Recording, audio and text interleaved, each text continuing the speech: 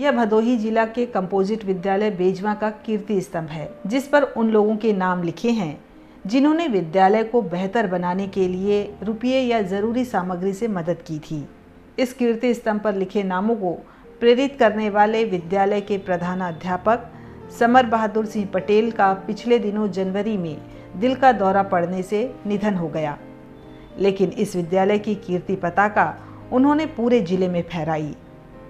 उन्हें इसी वर्ष 26 जनवरी को मरणोपरांत राज्य शिक्षक पुरस्कार प्राप्त हुआ। कि इस विद्यालय के पूर्व प्रिंसिपल रहे परम आदरणीय परम श्रद्धेय समर बहादुर पटेल जी, बड़ी दुखद बात है कि हम लोगों के बीच में नहीं रहे, लेकिन उन्होंने इस विद्यालय की कायाकल्प ऐसा बदला कि पहले हम तो कहते थे कि यहाँ के मालवी, अपने भाषणों में हमेशा हम कहा करते थे कि हमारे यहाँ के मालवी हैं, न्याय पंचायत के मालवी हैं, लेकिन उन्होंने साबित कर दिया कि हम न्याय पंचायत के मालवी नहीं, पूरे उत्तर प्रदेश के मालवी हैं।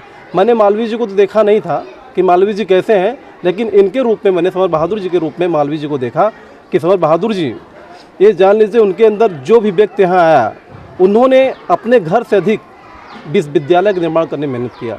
जैसे कहा भी गया है ना कि विद्यालय का निर्माण करने वाला मंदिर के निर्माण करने से महान होता है, वही के पद चिन्हों पर चलते हुए परम आदरणीय स्वर्गीय समर बहादुर जी उसी पद चिन्हों पर चलते हुए उन्होंने विद्यालय की साज सज्जा, और यहाँ तक कि विद्यालय में जब वो आए थे तो विद्यालय में संख्या न्यूनतम मात्र 100-150 हुआ करती थी, लेकिन उन्होंने इस पे चलते इतनी मेहनत की इस विद्यालय के लिए, कम से कम आज यहाँ की संख्या 500 से 600 कर दिया। और समर बहादुर जी लगभग ये जान लीजिए अगर अपने घर लगभग अगर मान लीजिए रात को ही रहते थे, या सुबह 7 बजे अगर आ जाते थे, 7-8 बजे विद्यालय आ जाते तो 8 बजे रात को ही जाते थे, क्योंकि सबसे बड़ी चीज़ होती है कि जब देखो तब विद्यालयों के लिए हमेशा वो विद्यालय के बारे में सोचते थे। एक अध्यापक के रूप में समर बहादुर अपने समकालीनों के बीच किंवदंती बन चुके हैं।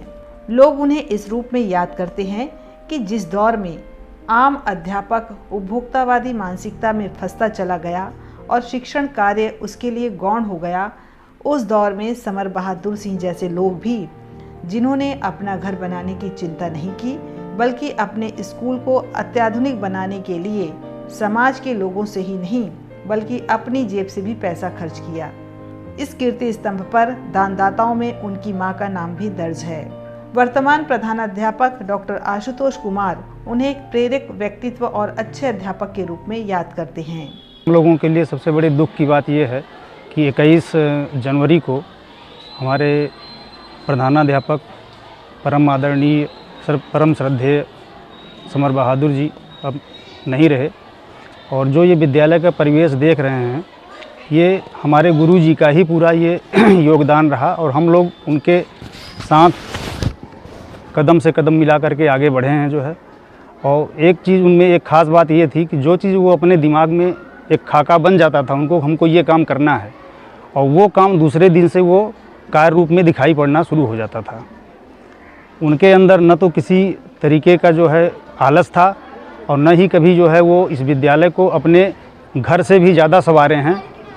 छुट्टी के दिनों में वो भी विद्यालय आते रहे हैं, और जितना समय अधिक से अधिक हो सका यहाँ का भौतिक परिवेश, शैक्षणिक परिवेश को सुधारने में लगाए, और यहाँ पे हम लोग उनके कंधा मिलाकर उनके साथ चले हैं। उत्तर प्रदेश में प्राथमिक शिक्षा की लगातार बिगड़ती स्थिति पर हमने भदोही जिले के अनेक विद्यालयों का दौरा किया। कुछ आश्चर्यचकित करने वाले तथ्य सामने आए। अमूमन विद्यालयों में इंफ्रास्ट्रक्चर अभी भी बुरी स्थिति में है। हर जगह समर बहादुर सिंह पटेल जैसे प्रधानाध्यापक नहीं मिलते। इसके बावजूद अनेक स्कूलों में पढ़ाई और बच्चों की उपस्थिति आश्वस्त करने वाली है। हमने भदोही जिले के 5 विद्यालयों को इस रिपोर्टिंग के लिए चुना, जो प्राथमिक शिक्षा के स्तर को गुणात्मक स्तर पर ले जाने की कोशिश कर रहे हैं। कंपोजिट विद्यालय चितईपुर, कंपोजिट विद्यालय बेजवा, कंपोजिट विद्यालय बड़वापुर, कंपोजिट विद्यालय मरचिया और माध्यमिक विद्यालय चकलाला के दौरे के बीच ऐसी कई बातें पता चलती हैं जो अध्यापकों की सक्रियता का सकारात्मक संकेत हैं। औराई ब्लॉक में स्थित कंपोजिट विद्यालय चितईपुर पहुंचने पर उसका साफ सुथरा माहौल सुकून देता है। विद्यालय में प्रतिदिन 90% से ज़्यादा उपस्थिति रहती है। विद्यार्थियों का उत्साह ध्यान खींचता है। आज हमारे पहुंचने पर उन्होंने अपनी पढ़ाई की प्रगति पर बातें की। किस क्लास में पढ़ती हो? कक्षा 3। कक्षा 3 में पहाड़ा आता है? कहाँ तक? 20 तक। 20 तक पढ़ाता है। क्यों अच्छा लगता है? कौन कौन सा विषय अच्छा लगता है और क्यों अच्छा लगता है? गणित अच्छा लगता है और हिंदी। हिंदी और गणित क्यों अच्छा लगता है? हिंदी में अच्छे अच्छे कहानी आते हैं और मज़ा आता है पढ़ने में। और गणित?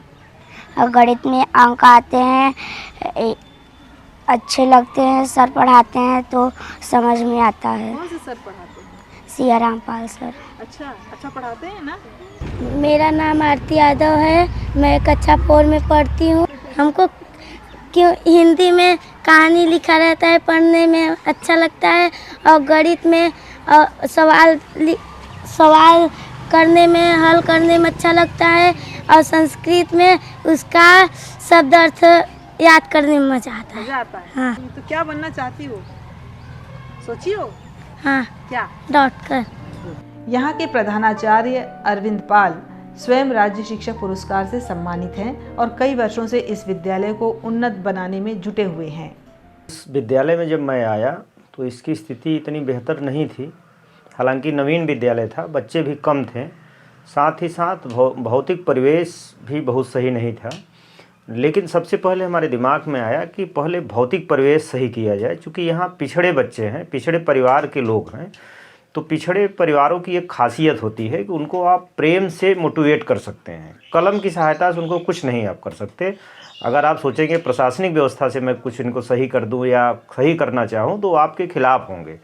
जबकि अगर आप उनसे प्रेम पूर्वक मिल करके उनके बीच में होकर के कार्य करेंगे तो ज़्यादा सफलता मिलेगी। ऐसी स्थिति में मैं इन लोगों से जब बात किया तो ज़्यादातर बच्चे, चूँकि इसी ग्राम सभा में 4 प्राइवेट विद्यालय हैं, तो ऐसी स्थितियों में सरकारी के नाम से लोग आना नहीं चाहते थे। लेकिन उनको मैं भरोसा दिलाया कि मैं और मेरी टीम आपके बच्चों को आपका बच्चा न समझ करके खुद अपना बच्चा समझ करके कार्य करेगी। जिसके बाद बच्चों का आना पहले साल तो उतना नहीं हो पाया, लेकिन दूसरे साल से जब पुराने जो बच्चे थे उन बच्चों को जो मैं समाज में ले जा करके दिखाने लगा उन लोगों को कि देखिए ये बच्चे, आपके बच्चे जो प्राइवेट में पढ़ रहे हैं और जो हमारे यहाँ बच्चे पढ़ रहे हैं, दोनों में कितना डिफर है। तब लोगों को धीरे धीरे बात समझ में आने लगी। बाद में उन लोगों को एक चीज़ दिमाग में था कि सरकारी है और प्राइवेट जहाँ की भौतिक रूप से ज़्यादा सुंदर दिखते हैं, वो उस भौकाल में, चूँकि बच्चे छोटे रहते थे तो उनको वो सब चीज़ें ज़्यादा पसंद आते थे। तो उसी दौरान हमको लगा कि नहीं, विद्यालय का भौतिक परिवेश भी अच्छा किया जाए। तो इस ग्राम सभा के 99% बच्चे वर्तमान समय में हम लोगों के यहाँ हैं, यानी इस विद्यालय में हैं। प्राइवेट विद्यालय वाले बीच में बहुत सारा दुष्चक्र रचे, लेकिन उसमें वो सफल नहीं हो पाए। लेकिन ऐसा नहीं है कि यह दृश्य आसानी से बन सका है। इसमें विपरीत हालात का मुकाबला करके बच्चों में स्कूल और पढ़ाई की दिलचस्पी पैदा करने तक की एक कठिन यात्रा करनी पड़ी है। बच्चे जो पिछड़े बच्चे, जिनको हम वनवासी के तौर पे बच्चे, कहाँ वहाँ से सर बोले एक बार सभी अध्यापकों की, यार इनको कैसे जोड़ा जाए। तो सामूहिक रूप से मीटिंग करके आके इनको अलग से, फिर जो ये थोड़ा स्वतंत्र थे सर, ये थोड़ा सा खुले विचार के, एक जगह कम समय में ठहराव, तो ये सर नामांकन तो हो जाता था लेकिन ठहरते नहीं थे। तो ये हुआ कि धीरे धीरे इनको कैसे, फिर हुआ बात से ये आई कि ये जितने समय तक ये ठहरें, जैसा है इनको करने दीजिए। तो ये बच्चे आए, शुरू में 2 पीरियड, 3 पीरियड, 4 पीरियड, धीरे धीरे ये रहते थे। और सर ये एक समूह, अपने ही समूह में रहते थे। कोई बच्चा 3 थे, आज चौथी में है या दूसरी पहली में, तो ये एक अलग अलग कक्षाओं में नहीं थे। ये हुआ कि सामूहिक सभी अध्यापकों से कि इनको एक में ही कक्षा में, तो ये जो छोटे बच्चे थे उन्हीं को लेकर छोटी कक्षा में, दरअसल शिक्षा स्तर से भी पीछे थे, तो वहाँ रहने दिया गया कि अब ये जैसा चाहें अपने मन से, जब ये जैसे जब तक रहना अपने पसंद। तो धीरे धीरे और शुरू में थोड़ा सा ये हुआ कि ये न अदर बच्चों से भी नहीं घुल मिलते थे और न बच्चे इधर से। फिर हम लोगों ने कहा इसमें अब क्या काम किया जाए, तो इसमें फिर इनके साथ लगाओ और इनको काफ़ी हिस्सेदारी काम में, कि जो विद्यालय का अन्य शैक्षणिक से सामूहिक कार्य गतिविधियों में इनको इन्वॉल्व करने लगे और इनको ज़्यादा अवसर देने लगे कि बच्चों के साथ खेल में ये प्रतिभाग करें और जिससे इसकी इसमें लगन हो, रुचि हो, पहले वो विद्यालय आए। शाम होने लगी है और अब छुट्टी का भी समय हो गया है।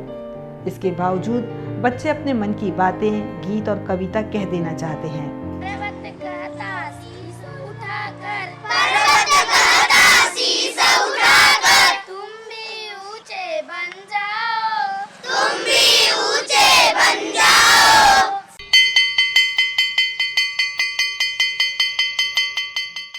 अगली कड़ी में हम आपको कंपोजिट विद्यालय बड़वापुर ले चलेंगे।